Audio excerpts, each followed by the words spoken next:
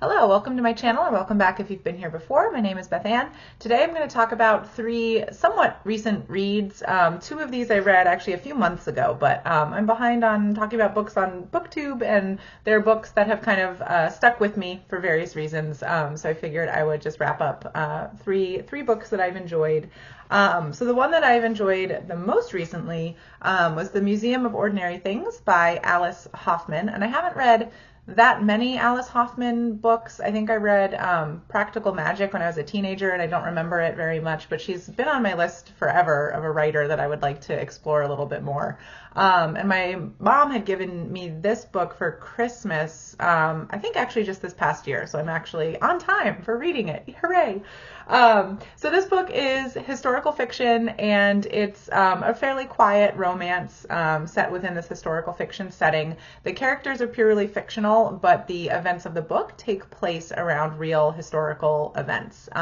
So the book is bracketed by two major fires that happened in New York City in the late 19th, early 20th century. Now I'm forgetting what year we're in here. It's very early 1900s. I want to say 1911, the book tells me. So the book is bracketed by two big fires. The Triangle Shirtwaist Fire is in here, which was the big fire in a garment workers factory that set off I think just the modern fight for workers' rights. I mean, that fight was going on, but this was a major turning point in that fight because many garment workers died because they had been locked into the workshop that they were working in. And so when the building caught on fire, they couldn't escape.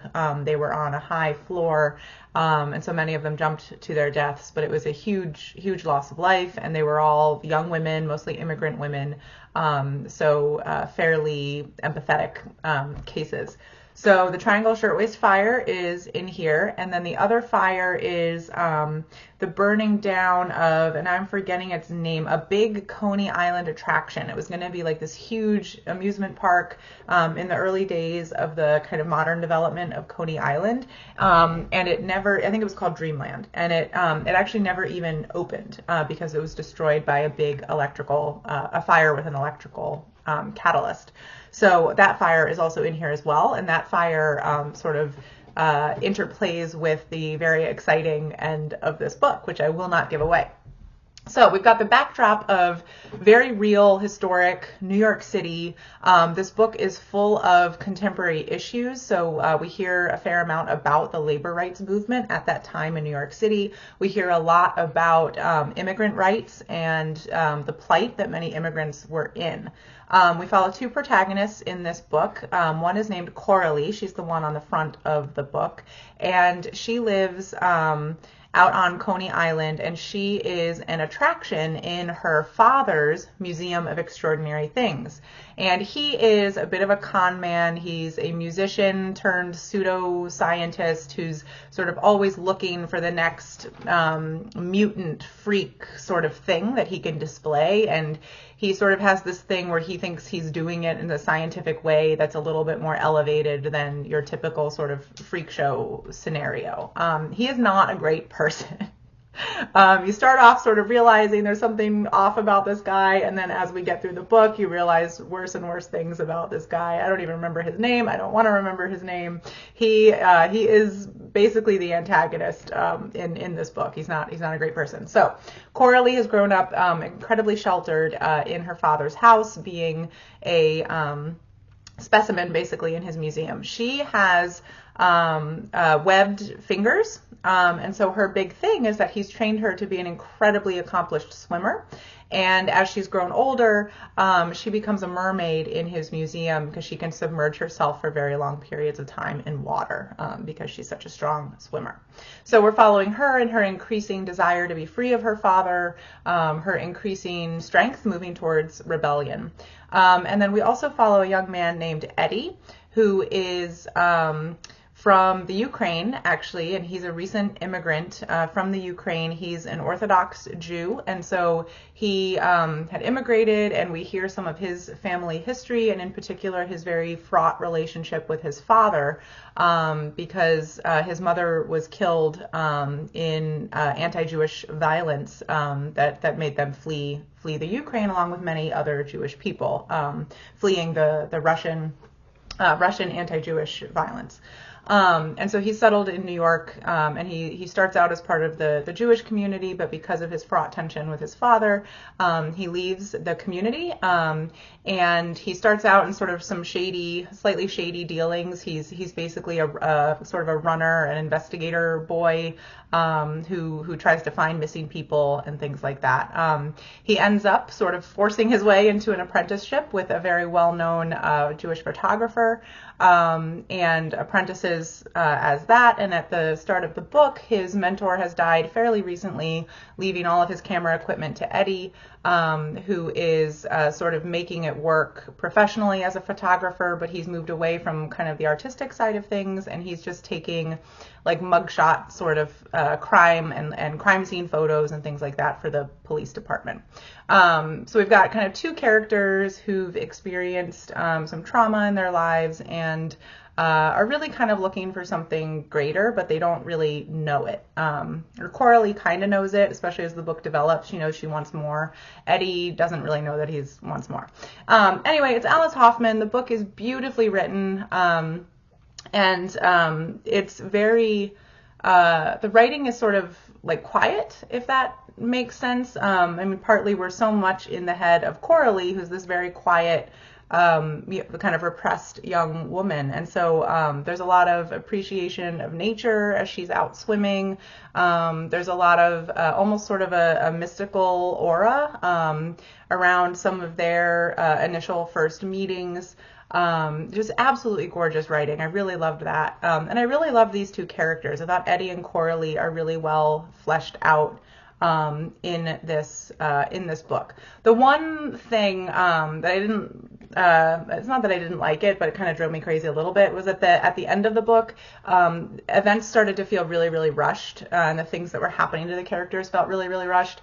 And it wasn't just a product of like, now they're running to escape a fire. Like, of course, that's going to be rushed, right? It just felt like some of the resolution to the conflict in this book ended up feeling rushed, and some of the moving towards the conclusion of the love story felt a little bit rushed. So that would be the only thing I would say about that, but I say that about a lot of books. So I think it could have been a little longer, basically. I think it could have been like 50 pages longer to have a more satisfying conclusion to the book, because I sort of finished it and was like, I don't feel like I've concluded. So anyway, this was a great read. Okay, the other two I think I will talk a little bit less about, because I don't want this video to end up too long, and I think I have less to say about them. So one book I read last fall, this is Hidden Sins by Stacey Abrams, writing as Selena Montgomery. I've been curious for a long time to read one of Stacey Abrams' books, so I'm really glad I finally got to this one. This is a thriller, and we're following Mara Reed. I have to remember the names of the characters on the back here. Mara Reed, who had a bit of a troubled childhood, and since childhood she's been sort of engaging in criminal activity to make a living in a relatively low-key way. And at the beginning of this book, she reconnects with her high school boyfriend, sort of love of her life. His name is Ethan, and she had kind of broken things off with him in a way that was very hurtful for him. So he is not sort of eager to be back in his life, back in her life. He's a forensic anthropologist who has been called into her hometown because they found a bunch of dead bodies that are on some property. He's working for a big corporation, and the dead bodies, it turns out, are linked to this weird like church cult that was run by Mara's father. And so they're sort of coming together to figure out what's going on. Mara is on the hunt for some buried treasure. because her father, or maybe it was her grandfather, I forget how many generations are in this. It was either her father or her grandfather, had stolen a whole bunch of gold. It must have been her grandfather, in like the 1800s or something, with a gang of similar miscreants, and they had all like hidden keys to the chest of gold in various places, and only like her grandfather like knew the location of all the keys, something like that. And so now different members of that original gang have died. But like some people know the secret of the gold. So there's like people after the gold. Mara's after the gold because she thinks it's kind of like her family legacy. And if she can get it, she can basically buy herself out of her life of crime and like go live quietly in a cottage somewhere on a beach. I forget exactly what her dream is. So we've got some interesting characters. We've got sort of the sweet homegrown genius boy who had his heart broken. We've got the wild child, Mara, and we've got this like thrilling hunt for treasure. So I liked it. Her writing style, Abrams' writing style, didn't totally blow me away. It was a well written book, and definitely like gripped me, and I was moved along by it as a thriller. But there was just something about kind of the way the plot came together where it all was just kind of like, okay, this was an okay read. So enjoyable, okay read, definitely the sort of thing that, I would want to read on like an airplane or sitting on a beach, something like that, where I'm not really wanting a book that like, totally sucks me in and absorbs me, but just want something that I'll enjoy. So that was, Hidden Sins. And the third book, this is another one I got from my mom, actually, that I think I said I would take back to her, so I need to do that. This one was really fun, too. This is The Broken Tea Glass, which is a little bit crimey, thrillery, but in a totally different way. So we actually uncover a past crime that took place like 10, 15 years, something like that, before the main events of the book. And I have to look up the name of the main character again. Who's the main character? Mona. Yes. So, Mona is a character who is working in a dictionary company. It's called the Samuelson Dictionary. And she's part of like the department and the team that have to try to find new words that need to get added to the dictionary. So they spend all their time, going through newspapers and magazines, and just reading for like how has language changed since the last edition of the dictionary, what words need to be added. And the thing that just made my like word loving and book loving heart so happy is just that the idea that job exists, because it's based on the author's actual like experiences working in a similar company. And then their office space is dominated by like this massive like card files of all of the words, and they add evidence to words, and when you get a certain like amount of evidence, like you hit some threshold of evidence, and then that word can be added to the dictionary. So they have these like huge card files of amassing those notes and that evidence. And so our main character, Mona, basically ends up discovering some weird entries in that card repository.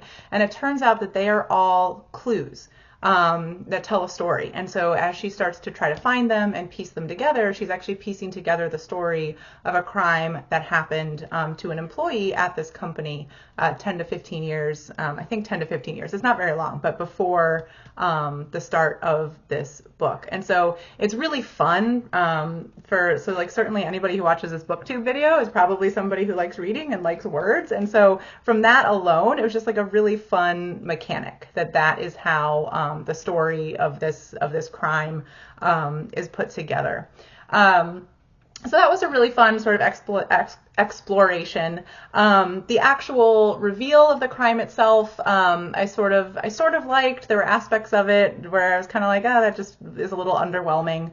And then my other thing with this book was that the main character herself, Mona, she's essentially ends up basically telling somebody else's story by piecing together these clues. And so she and the other characters in the book, they weren't really convincing like as people. There wasn't sort of as much to them as you would hope.